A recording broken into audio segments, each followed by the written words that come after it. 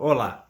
Dando continuidade a essa reflexão sobre a política industrial e a qualidade dos empregos, esse é um debate que vem tomando o hemisfério norte e ele vai nos ocupar cada vez mais, por um motivo muito simples. Os grandes nomes da ciência econômica, inclusive aqueles defendidos por quem aqui no Brasil diz que o mercado resolve tudo, esses nomes estão claramente colocando: o sistema de mercado sozinho não consegue produzir bons empregos. É preciso trabalhar sobre a qualidade dos empregos por meio de ação estatal. Se essa ação do Estado vai se dar de maneira ao Estado assumir a produção ou ajudar o setor privado a produzir estes empregos, isso é uma outra questão que entra na discussão sobre a política industrial do século XXI, que não é a mesma política industrial do século XX. Então, o primeiro ponto é este: a política industrial hoje ela é muito diferente daquilo que a gente fez na década de 70, na década de 60 do século XX. Esse é o primeiro ponto. O segundo ponto: se o mercado conseguisse gerar esses bons empregos, a história que eu vou contar para vocês a seguir jamais ocorreria. Então, o primeiro ponto que eu e o Paulo a gente sempre acaba vivenciando, inclusive nessa experiência que nos motivou a escrever o livro, O Brasil, uma economia que não aprende, foi o fato de a gente frequentemente pegar Uber e o motorista ser um ex-engenheiro. Ou seja, a gente tem ali uma figura altamente qualificada e a gente está falando de áreas complexas como engenharia elétrica, mecatrônica, que são áreas da engenharia que tem uma densidade intelectual muito grande. Então a pessoa tem que estudar muito, dominar muita matemática, muita modelagem para conseguir se formar. E essas pessoas estão dirigindo agora, né, seguindo aí um emprego com aplicativos. Tá? E aí uma vez eu conversei com um amigo meu, genial, um engenheiro que veio fazer mestrado lá na FEA USP enquanto eu estava fazendo doutorado, um rapaz muito inteligente, empreendedor, genial. Assim, coisas que a gente demorava semanas para entender, ele captava em 2 minutos, ele era o terror dos professores, né, porque ele sempre fazia as perguntas difíceis e tal.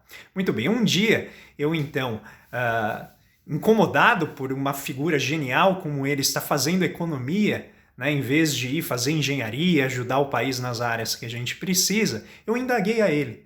Né? Eu falei assim, mas por que você não seguiu na área, né? Ele trabalhava em mecatrônica, por que você não seguiu nessa área? O país precisa tanto, né, de engenheiros dessa área e tal. E ele falou assim para mim: André, eu não conheço um amigo meu que se formou comigo que está trabalhando na área da sua formação.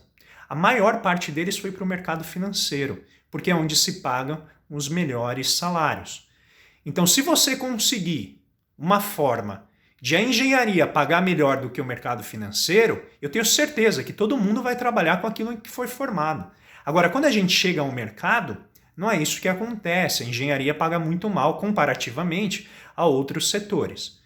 Junta isso com a desindustrialização que o nosso país tem passado, em que as engenharias essencialmente foram fortemente extintas aqui, né, as grandes empresas, com o contexto da Lava Jato, fica ainda mais difícil de você esperar que pessoas hiperqualificadas encontrem empregos nos setores que a gente precisa. Ou seja, pode ocorrer, como figuras de grande renome, como eu mencionei ao início do vídeo, vem falando, um desalinhamento entre aquilo que o mercado entende que é rentável, ou seja, que traz lucro no curto, médio prazo, e aquilo que as sociedades precisam, que é uma noção de produtividade, né, num contexto mais amplo, ou seja, a gente produzir aquilo que a sociedade precisa para viver bem, para melhorar a qualidade de vida dos seus cidadãos.